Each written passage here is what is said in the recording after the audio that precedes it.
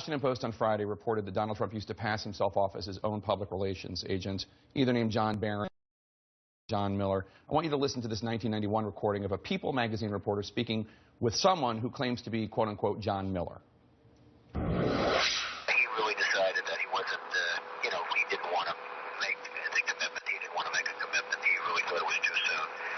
He's coming out of a marriage that, and he's starting to do tremendously well financially. He's got an all-open field, really. And a lot of the people that you write about, and you people do a great job, by the way, actresses, people that you write about just call to see if they can go out with them and things.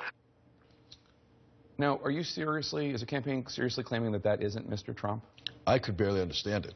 I couldn't tell who it is. Donald Trump says it's not him. I believe it's not him. In 1990, under oath, he testified that he did use the name John Barron, and in 1991, he told People magazine that he did use the name John Miller. So this has already been admitted previously. I don't understand why now. I don't know those facts to be true or not. I just know that he said it's not him. I believe him. I don't even know the relevance of this, frankly.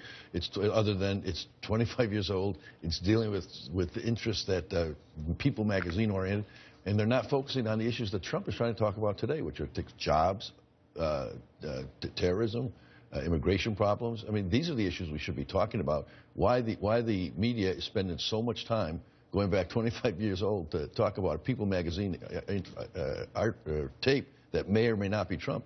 Well, it's totally irrelevant. First of all, Mr. Trump has brought up things that were 25 years old on behalf of Mr. Clinton, former President Clinton. But second of all, I think the issue is that was not People magazine. Those were issues that related to a core component of Hillary Clinton's strategy, which is that she's talking about breaking the ceiling for women, and yet she was an enabler and made the victims of those dalliances into a real bad situation. My point is just that whether or not it took place in the 90s doesn't seem to be a larger issue, and I understand your point about jobs and trade and terrorism, issues that we talk about on CNN all the time, that I've talked to Mr. Trump about quite often.